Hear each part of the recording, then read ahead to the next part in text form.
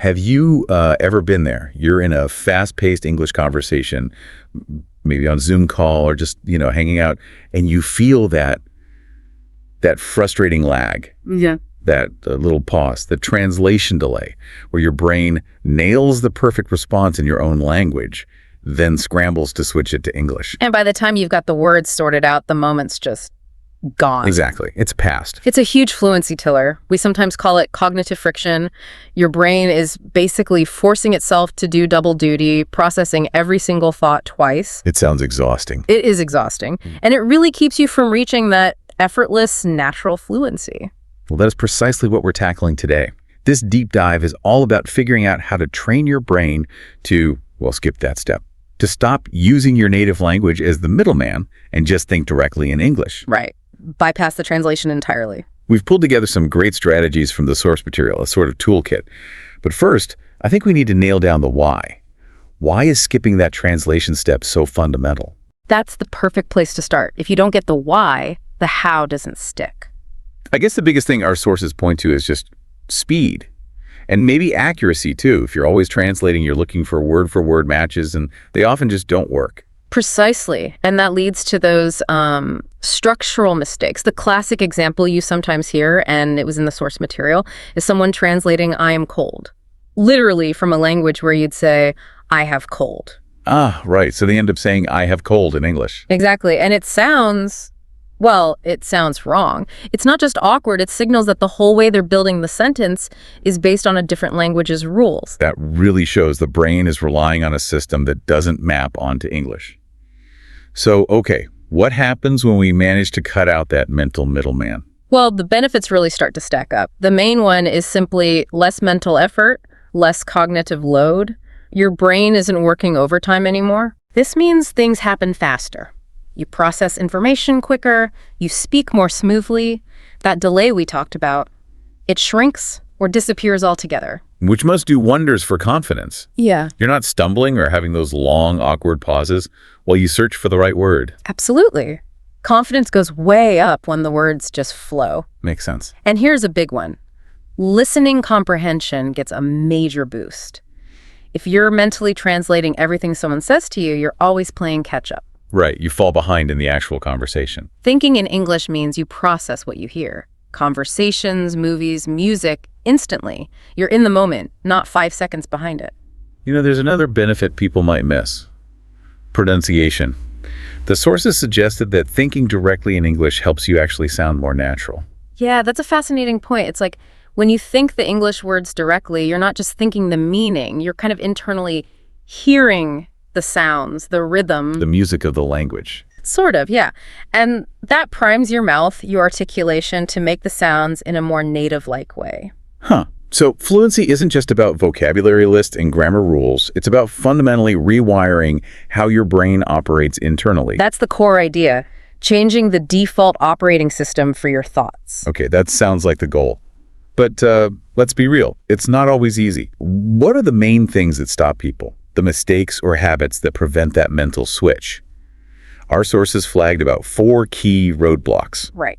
The first one is kind of obvious, but maybe the hardest habit to break: relying too much on translation tools, dictionaries, apps. They feel like a safety net, right?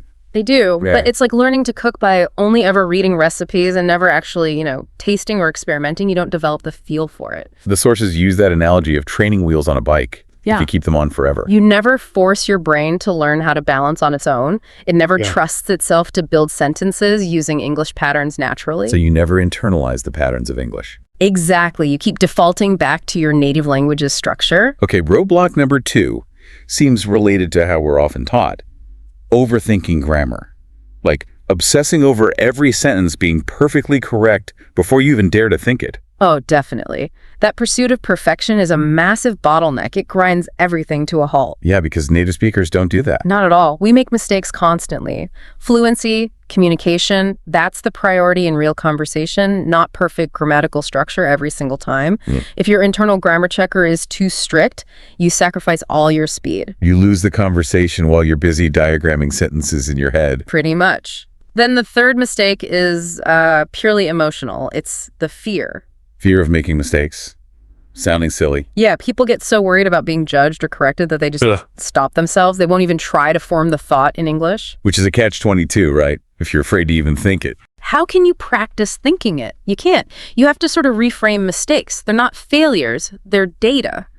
Feedback for your brain. You need that messy practice phase. Makes sense. Okay, and the fourth big roadblock. This one's about environment. Simply not enough English immersion in daily life. If everything around you, your thoughts, your entertainment, what you read, is in your native language. Your brain will just stick with what's easy, what's default. Right. English needs to be more than just a study subject. It needs to be part of the background noise of your life, passively absorbed through music, shows, reading. So your brain gets so much English input that translating actually starts to feel slower than just using English directly. That's the tipping point you're aiming for. Overwhelm the system with English. Okay, so let's recap the villains. Yeah. Translation dependence, grammar obsession, fear of errors, and not enough immersion. We've diagnosed the issues.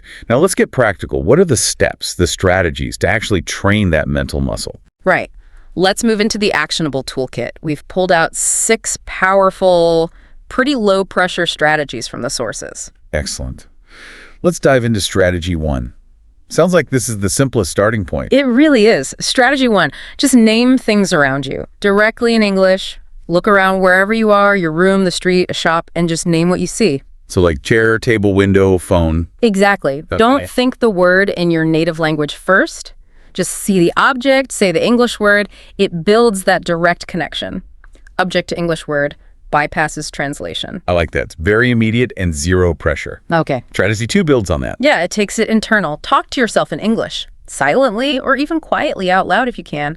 Narrate your own actions, your thoughts, your plans. So not just naming objects, but describing what you're doing. Like, I am making coffee, or I need to walk to the bus stop. Precisely. It's consequence-free practice. You're forcing your brain to string simple thoughts together in English, to use it for internal logic, not just labels. I should probably check my email now, that kind of thing. Okay, easy enough. Strategy 3 tackles that grammar anxiety we mentioned earlier. It does. Think in simple sentences first.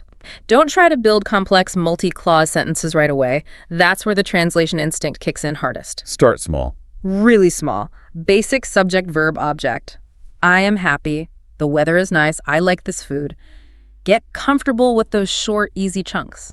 Once they feel automatic, then you can start adding more detail. Build momentum with simplicity. Crawl before you walk, essentially. Okay, strategy 4 sounds really useful for real-world situations. Yeah. Practice inner conversations. This is super important. Thinking in English isn't just about describing things. It's about preparing for interaction. So imagine common scenarios. Like ordering coffee or asking for directions. Yes. Or introducing yourself at a meeting, apologizing for being late. Run through it in your head in English. And one source suggested not just your side, but imagining possible responses and how you'd reply to those too. Like a mental simulation. Running the scenario beforehand. Exactly. It's like practice reps. If you've had the conversation internally a few times, you're much less likely to freeze up when it happens for real. You've warmed up the vocabulary and lowered the stress. Reduces the deer in headlights feeling. Got it. Okay, strategy 5. This one sounds challenging. Immerse yourself daily, but, and this is the twist, don't translate. Yeah, this one requires a bit of a leap of faith. It means consuming English media podcasts, movies, articles, whatever, and resisting the urge to stop and look up every single word you don't know. But isn't that frustrating? If you don't look up the words, how do you learn them? How do you understand what's going on? This is where you have to trust your brain's pattern matching ability. The goal here isn't 100% comprehension of every detail initially. It's about exposure and adaptation. Wow. By just letting the English wash over you, your brain starts to subconsciously absorb sentence structures, rhythm, and context clues. You learn to grasp the overall meaning, the gist, even with unknown words. So you're training your brain to be comfortable with a bit of ambiguity. Exactly. And to focus on understanding from context, which is a key skill. Full understanding develops over time with more exposure, not necessarily by stopping to translate every 5 seconds. That's a really interesting take on immersion. It's not just being around the language, but changing how you react to it. All right, final strategy number 6.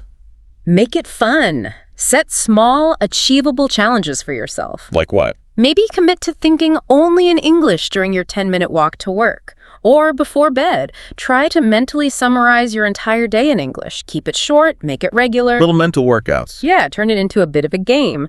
These small, defined challenges force you to make that mental switch for a manageable period. You know, what I love about these 6 strategies, naming things, self-talk, simple sentences, inner conversations, the no translation immersion, and the small challenges, is that they're all internal. Right. Low stakes. You can practice them anytime, anywhere. You can mess up 100 times in your head, and nobody knows. And the key thing, tying it all together, is consistency. It's not a one-time fix. Thinking in English is genuinely like building a muscle. Needs regular workouts. Daily workouts. The more you intentionally practice thinking in English, the stronger that pathway becomes, and the less your brain relies on the old translation habit.